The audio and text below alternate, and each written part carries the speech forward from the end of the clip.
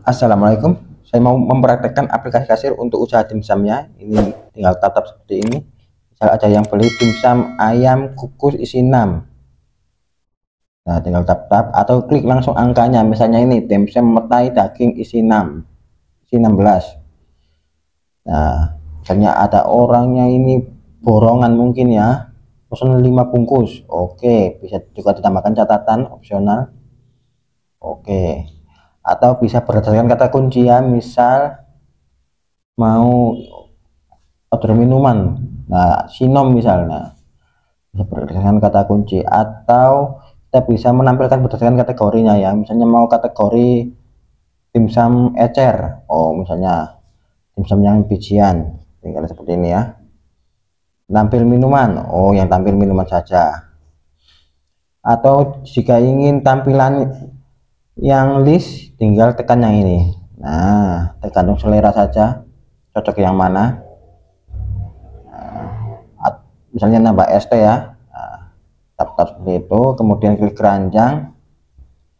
Ini gunanya untuk konfirmasi ulang ke pelanggan apakah pesanannya sesuai, ini masih bisa ditambah atau dikurangi ya, atau dihapus. Nah, bisa pilih opsi bayarnya tunai, transfer atau yang lain, atau tambahkan catatan. Kemudian ini klik bayar, misalnya orangnya bayar 250.000, misalnya namanya atau nomor meja ini opsional ya, misalnya namanya Siska. Nah, bayar. Sekarang coba kita cetak struknya.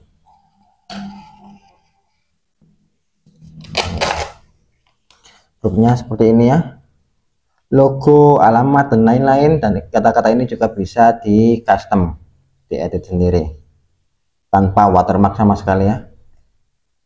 Kemudian selain dicetak ini juga bisa di share di sosial media atau WA, nanti berubah gambar struknya.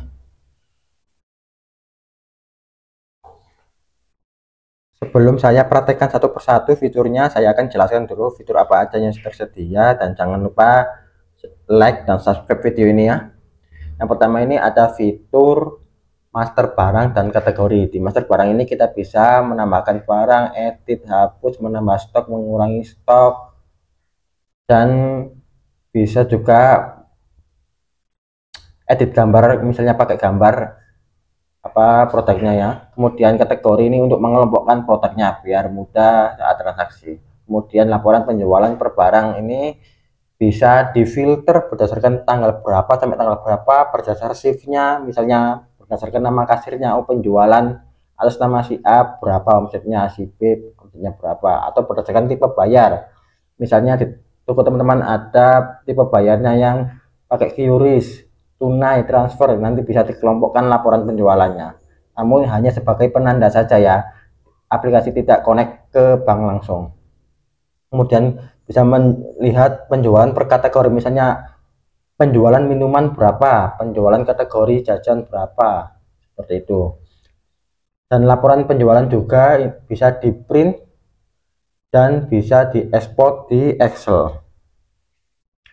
Nanti akan saya praktekkan satu persatu tampilan printnya seperti apa. Kemudian ada laporan penjualan per nota ya, bisa digunakan untuk cetak ulang struk atau pembatalan transaksi. Nah, kemudian ada setting hak akses pegawai, ini digunakan untuk membatasi akses pegawai ya. Fitur yang boleh diakses kasir itu apa aja, seperti itu ya. Metode bayar ini hanya sebagai penanda, dan ada bayar QRIS, tunai dan lain-lain, supaya mudah dalam mengelompokkan laporan penjualannya. Kemudian laporan penjualan detail bisa diekspor di Excel. Kemudian stok dan mutasi stok ini opsional ya, boleh pakai stok atau tanpa stok. Di studi kasus dimsum ini saya setting tanpa stok karena satu dimsum itu bisa terjual di berbagai produk, karena ada tadi ya, dimsum isi 5, isi 10, isi 16, seperti itu ya, tergantung teman-teman. Kemudian ada nomor meja dan nama pelanggan, ini opsional ya, kalau diisi ya nanti tampil di situ. Kemudian bisa buka laci otomatis jika printernya support, catatan pesanan, misalnya ada orang yang request super pedas dan lain-lain, seperti itu ya. kemudian share stroke via WA, dan setting stroke tanpa watermark. Setting stroke ini ya, logo dan lain-lain bisa di setting sendiri. Kemudian kelebihan dari aplikasi ini yaitu berbasis Android, offline, tanpa langganan, tanpa internet, support printer Bluetooth, simple, mudah digunakan, cocok untuk UMKM ya. Walau gaptek sekalipun bisa mengoperasikan aplikasi ini. Dan sharing WA ini jika terjadi kendala bisa konsultasi dengan saya langsung di WA yang ada di deskripsi. Fitur pertama yang saya spill ada fitur laporan penjualan per barang. Ini bisa difilter berdasarkan tanggalnya ya, tanggal berapa sampai tanggal berapa, berdasarkan kasirnya, berdasarkan metode bayarnya, atau berdasarkan kategorinya. Misal ini kan all kasir ini omsetnya 1.200.000. Misalnya saya mau cek penjualan atas nama Rosa saja, yang kasirnya Rosa. Tampilkan data, oh Rosa ini omsetnya 400.000, profitnya sekian. Nah, untuk profit ini bisa disembunyikan ya. Kalau kasir login nggak bisa lihat profit, nanti ada settingannya, akan saya spill berikutnya ya. Kemudian ini bisa juga dicetak, laporan penjualannya nanti seperti ini ya. Nah, laporan penjualan Rosa omsetnya sekian, yang laku apa aja kelihatan. Nah, seperti ini, yang laku apa aja berapa kelihatannya. Kemudian bisa juga diekspor di Excel, nanti akan terdownload di folder download, dan juga bisa di share di sosial media. Kemudian ada laporan penjualan per nota. Ini terlihat transaksi sukses ada 7 nota, omsetnya sekian. Juga bisa digunakan untuk cetak ulang struk, juga bisa. Nah, seperti ini. Terus misalnya ada transaksi yang keliru, misalnya juga bisa dibatalkan. Ini kan transaksi sukses kayak 7 ya, misalnya ada transaksi yang keliru, misalnya ini keliru ini, nah bisa dibatalkan. Terus alasan pembatalnya apa, salah misal, nah nanti akan mengurangi. Sekarang kan transaksi suksesnya 6, tapi kan 7 karena sudah ada yang dibatalkan 1. Nanti akan tampil di riwayat batal transaksi. Oh, transaksinya jam 10.34, dibatalkan jam 10.48, seperti itu ya. Kemudian ada laporan penjualan detail, ini lebih terperinci lagi laporannya. Oh, jam secara berurutannya, dimsum ayam kukus dengan nomor nota ini Rosa laku sekian, langsung secara berurutan seperti ini, dan bisa diekspor di Excel. Kemudian ada laporan stok. Nah, ini berhubung yang saya aktifkan cuma minuman saja untuk stoknya, berarti yang tampilnya cuma minuman, yang dimsum tidak saya aktifkan stoknya. Terus mutasi stok ini untuk melihat barang keluar masuk, misalnya untuk memudahkan cara membaca, misalnya saya mau melihat mutasi untuk es teh. Nah, nanti kelihatannya dari stok awal 0 ada penambahan 200, tinggal 200 stoknya. Kemudian ada transaksi pengurangan 2 tinggal 198, pengurangan lagi 1 tinggal 197, terus sampai ke atas ya, seperti itu.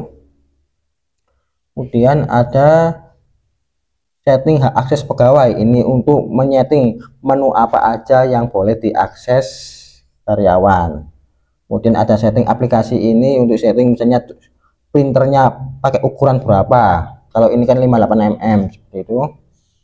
Kemudian ini bisa buka laci cache drawer ya, tapi untuk yang printer tipe ini nggak bisa buka laci karena nggak ada konektor RJ45 nya.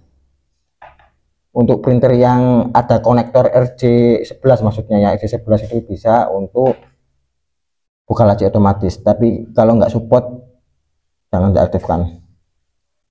Kemudian ada setting fit, ini untuk 10F, ini maksudnya ini jarak ini ya, untuk menghemat stroke ini jaraknya 1 cm. Kalau misalnya terlalu dekat 10F ini berarti jarak ininya 2 cm seperti itu ya. AutoCAD printer ini juga jika printernya support nggak apa-apa diaktifkan AutoCAD.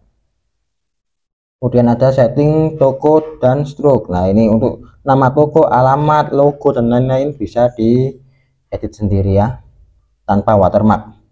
Nah tanpa watermarknya nggak ada, powered by apa itu nggak ada. Kemudian ada laporan, bukan, master barang.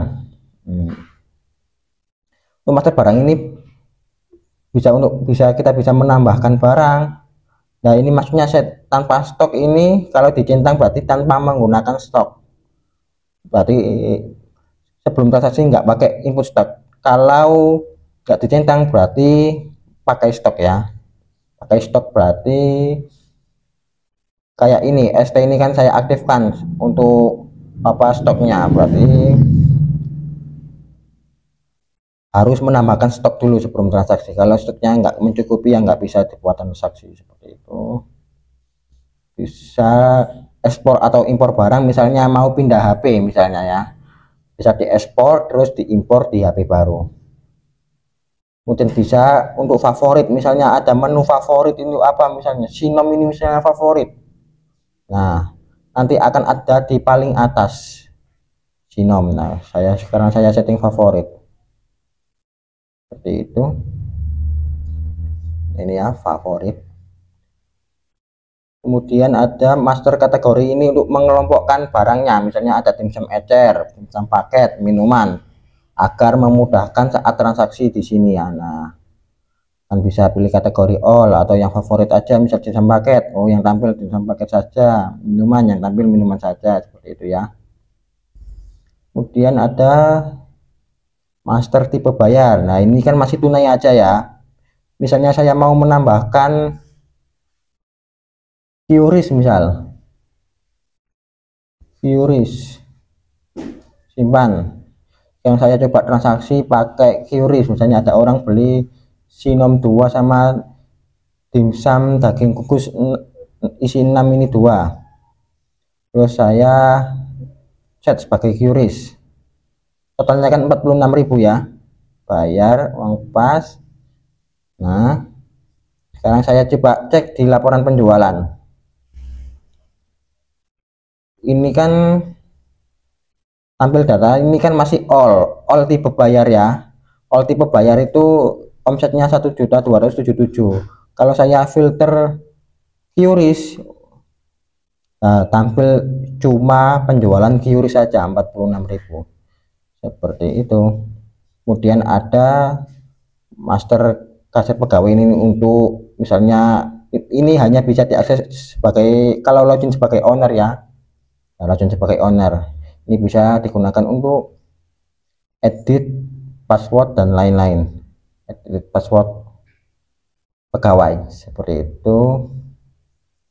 Bagi teman-teman yang berminat atau ingin konsultasi seputar aplikasi kasir ini, bisa hubungi saya di nomor WA yang ada di deskripsi ya. Terima kasih, jangan lupa like dan subscribe.